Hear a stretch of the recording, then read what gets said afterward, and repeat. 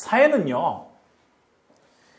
전치사 플러스 명사 나옵니다. In every state, 모든 국가에 있어서, 모든 state에 있어서 사회는 is a blessing.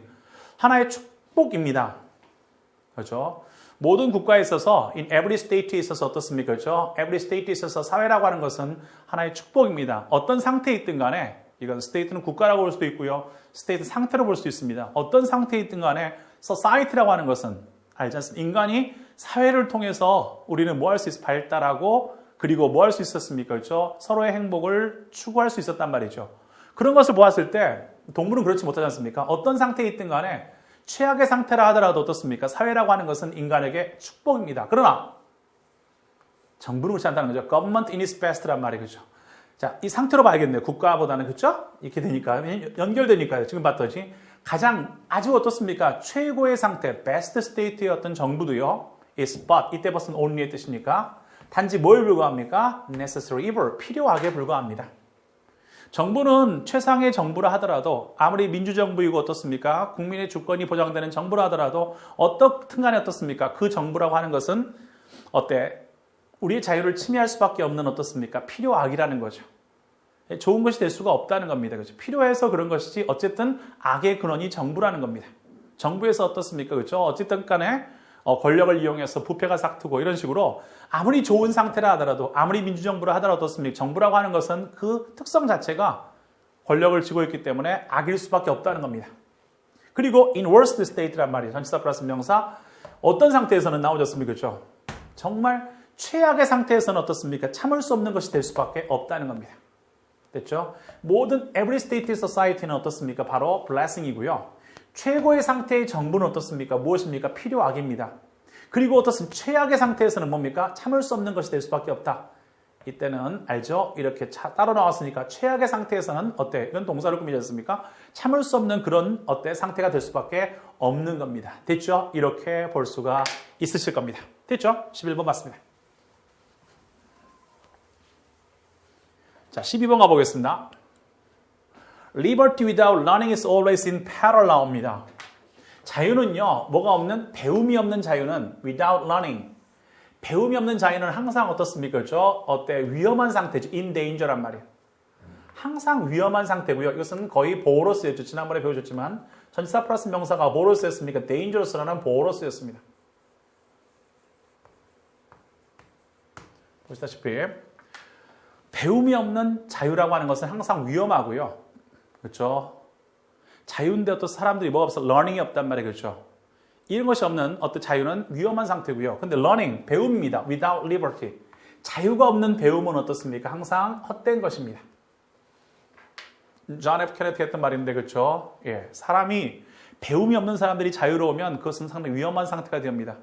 하지만 자유가 없이 뭔가를 배운다는 것은 어떤 정해진 지식만 주입식으로 배운다고 하는 것은 어떻습니까? 굉장히 뭐하다? 헛된 것이라는 거죠. 그 지식이 올바른 지식일 리가 없고 진실을 포함할 리가 없기 때문에 without liberty, 자유가 없이 뭔가를 배운다는 것은 항상 뭐 하게 됩니까? 그렇죠? 우리가 헛된 것이 될 수밖에 없다라는 사실입니다. 영어를 공부할 때도 마찬가지라고 생각합니다. 영어 공부인데요. without liberty란 말이에요. 무조건 시험을 보기 위해서 영어를 배우는 게 중요한 게 아니라 여러분이 영어를 어떤 목적에서 그리고 내가 어떤 방식으로 공부를 해야 영어 점수가 오를까를 생각하면서 배우는 것이 굉장히 중요하거든요. 그래서 어느 한 방향으로 이게 이번에 시험 봐야 되니까가 아니라 어떻습니까? 그렇죠? 여러분이 without liberty가 아니라 정말 마음속에 어떻습니까? 그렇죠? 영어를 잘 해야겠다는 그 마음을 가지고 배운다는 것이 훨씬 더 어떻습니까? 중요한 것입니다. 13번입니다. Life without love. 보이죠?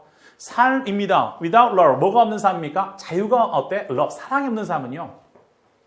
또 뭐가 없습니까? without. 전치사 플러스 명사입니다. 삶인데요. 뭐가 없어? presence. 아까 말씀드렸죠. 출석이 아니라 존재가 아니라 있는 것이라는 거죠.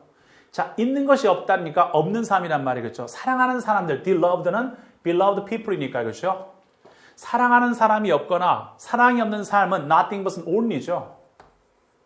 뭐에 불과합니까? 단순한 매직 랜턴 쇼란 말이야.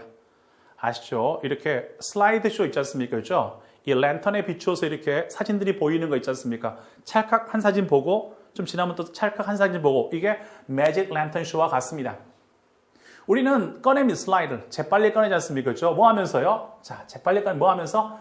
질려서요. 각각 질려서 한번 보고 어떻습니까? 그렇죠? 계속 보고 있는 게 아니라 한 장 보고 질려서 또 한 장, 또 한 장 계속 꺼내면서 어떻습니까? 슬라이드를 돌려서 보는 겁니다. 그리고 pushing it back, 그렇죠? 밀어놓는단 말이에요. 그렇죠?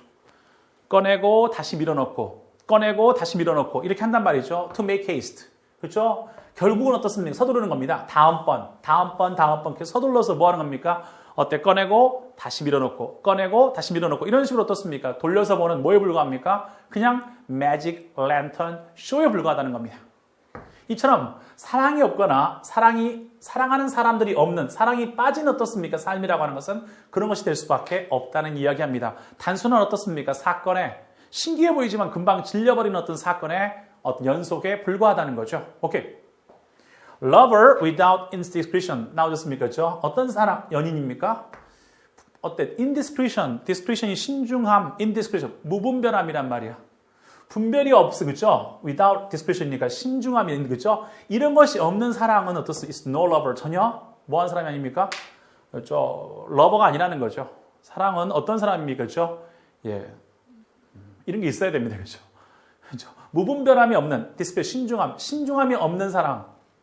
그렇죠? 무분별함이 없는 discretion이 신중함이니까 indiscretion 신중치 않은 무분별함이 없는 사랑 사랑할 때는 한번 어떻습니까? 그렇죠? 무분별해져야 되거든요.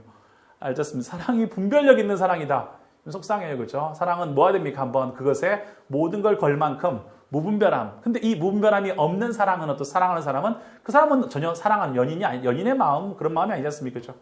그 사람을 위해서 어떻습니까? 그 당시에는 모든 걸 바칠 수 있는 불합리한 거거든요. 사랑은 불합리한 것이고 그러한 무분별함이 없는 사랑, 좀 따지는 사랑, 생각하는 사랑 이런 사랑은 어떻습니까? 실질적으로 그것은 그렇게 하는 사랑하는 사람은 실제로 전혀 그 사람은 연인의 자세가 되어 있지 않다는 거죠. 연인들이여 뭐하라? 무분별하라.